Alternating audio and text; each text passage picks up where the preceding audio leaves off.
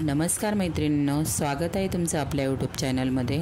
तर आज आपण मस्त अशी सगळ्या स्त्रियांच्या आजारावरती म्हणजे सगळे ही चटणी खाऊ शकतात। एकदम सगळ्या वस्तू आपण या चटणीमध्ये वापरलेल्या आहेत, एकदम सगळ्या गुणकारी आहेत। तर नक्की बघा। अगदी केसांपासून तर पायांच्या नखांपर्यंत असा रामबाण आपण ही चटणी बनवणार आहोत। सगळ्याच याच्यावरती आपल्याला म्हणजे प्रत्येक वस्तू आपण याच्यामध्ये ती टाकलेली आहे, ती सगळ्या आपल्या शरीरासाठी उपयुक्त असे वेगवेगळे घटक आपल्याला त्याच्यातून मिळू शकतात। तर मैत्रिणींनो, व्हिडिओ थोडाही स्किप न करता पूर्ण व्हिडिओ बघा, खूप छान व्हिडिओ आहे। तर आपण ही चटणी चपातीसोबत खाऊ शकतो, मस्त लागते ही चटणी। जेवणामध्ये प्रत्येक जेवणामध्ये 1 चमचा आपल्याला सकाळी, दुपारी आणि संध्याकाळी खायची आहे। खूप छान लागते, टेस्ट पण चांगली आहे। टेस्टपेक्षा आपल्याला या आपण ज्या वस्तू चटणीमध्ये टाकलेल्या आहेत, आपल्याला सगळ्याच वस्तू एकदम उपाय म्हणजे आपल्याला सगळं व्यवस्थित देणारे आहेत। त्याच्यामध्ये शेंगदाणे आपल्याला म्हणजे तेलकट असतात, त्याच्यामुळे आपल्या शरीराला हे छान शेंगदाण्यांपासून पण आपल्याला शरीराला स्निग्धता मिळते। त्यानंतर आपण इथे जवस टाकलेली आहे मैत्रिणी। जवस पूर्वीच्या काळी जवसची चटण्या, भरपूर चटण्या प्रमाणात बनवल्या जायच्या आणि खायला पण जायच्या। आता पण जवसाची चटणी ही पूर्ण गायब झालेली आहे, मुलंही कोणीही खायला मागत नाही। त्याच्यामुळे आपण सगळं हे मिश्र असं केलेली चटणी आहे, मिक्स सगळं टाकलेलं आहे मी त्याच्यामध्ये। तर जवस आपल्याला कमी गॅसवर अशी भाजून घ्यायची, फुल गॅस नाही ठेवायचा, कमी ठेवायचा आहे। तर ती भाजून झालेली आहे, ती पण खूप छान केसांसाठीचा खूप फायदा आहे आपल्याला। तुमचे केस गळत असतील तर नक्की तुम्ही जवसाची चटणीचा वापर करा। आणि इथे मी तीळ घेतलेली आहे आणि सारख्याच प्रमाणामध्ये आपल्याला तीळ, शेंगदाणे आणि जवस आपल्याला तिन्ही एकाच वाटीने आपल्याला सारखेच घ्यायचे आहेत। तर इथे मी तीळ भाजून घेते। तिळाचा पण आपल्याला खूप असा शरीरासाठी फायदा आहे। तीळ ही नियमित खाल्ल्या गेली पाहिजे।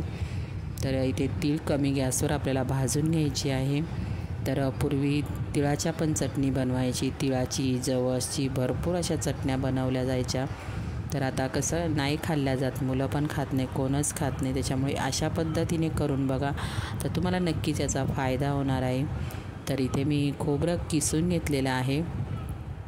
खोबरं ऑप्शनल आहे, तुम्हाला टाकायचं तर टाकू शकता, नाही टाकलं तरी चालेल, पण खोबरं हे खाल्ल्या गेलं पाहिजे। तर इथे मी मेथीदाणे टाकलेले आहे मैत्रिणींनो। तुमचे केस गळत असतील तर मेथीदाणे खूप छान केसांसाठी काम करतं आपल्याला। तर आणि वजन कमी करण्यासाठी पण मेथीचा वापर केला जातो। तर खोबरं असं कमी गॅसवरती आपल्याला भाजून घ्यायचं आहे। त्यानंतर मेथीदाणे आपल्याला थोडे टाकायचे आहेत, नाहीतर तुमची चटणी कडू होणार। तर इथे मी बेडगी मिरची 3 घेतलेल्या आहेत आणि 2 मिरच्या मी तिखट टाकलेल्या आहे त्याच्यामध्ये। आणि त्यानंतर भरपूर सारे 25 ते 30 पानं मी कढीपत्त्याची घेतलेली आहे। कढीपत्ता धुवून घेतलेला आहे, पानं कॉटनच्या कपड्याने स्वच्छ सुक्की करून घ्या, पुसून घ्या आणि सुक्की करून घ्या। कढीपत्त्याचे तर आपल्याला सगळ्यांनाच फायदे माहिती आहे, कढीपत्ता केसांसाठी खूप असा फायदेमंद आहे। तर वेगवेगळ्या प्रकारे कढीपत्त्यांची तेल बनवलं जातं केसांसाठी। कढीपत्ता असा आपला रोजचा वापरामध्ये खाल्ला जात नाही मैत्रिणी, आपण टाकतो पण ते काढून टाकल्या जातात का आपण कोणत्या पण भाजीमध्ये टाकलं तर नक्की अशा पद्धतीने वापर करा कढीपत्त्याचा, तर आपल्या पोटामध्ये कढीपत्ता जाणार। त्यानंतर 10 ते 15 पाकळ्या मी लसणाच्या घेतलेल्या आहेत, छोटा होता। तर 10 ते 15 पाकळ्या लसूण मी टाकून घेतलेला आहे। आणि आपल्याला हे सगळं व्यवस्थित असं कमी गॅसवर भाजायचं। आपला कढीपत्ता आहे तो पण असा कुरकुरीत मस्त झाला पाहिजे। तर कमी गॅसवरती आपल्याला हे सगळं व्यवस्थित भाजून घ्यायचं आहे। तर बघा इथं मस्त कढीपत्ता पण बघा एकदम कुरकुरीत मस्त असा झालेला आहे, कारण आपल्याला चटणीमध्ये वाटायचा हिरवा नाही राहिला पाहिजे, म्हणजे कच्चा नाही राहिला पाहिजे, तो चटणीमध्ये पूर्ण वाटून म्हणजे सुकला पाहिजे, नाही तर चटणी खराब होऊ शकते। तर शेंगदाण्याची सालं बिलकुल नाही काढायची, शेंगदाण्याच्या सालीमध्ये पण आपल्याला काहीतरी सत्व असं ते मिळतं। तर शेंगदाण्याची साल पण कोणी काढत नाही, पण कोणी काढून टाकतात, साल पण ही खाल्ल्या गेली पाहिजे। तर बघा आपण जे शेंगदाणे, तीळ, जवस भाजलेले ते सगळं मिश्र केलेलं आहे, मिक्स करून घेतलं। आणि थंड झाल्यानंतर मैत्रिणी आपल्याला ती वाटून घ्यायची आहे, एकदम बारीक वाटायची। तर बघा इथे मी वाटून घेतलेली आहे आणि थोडंसं मीठ टाकायचं आहे त्याच्यामध्ये।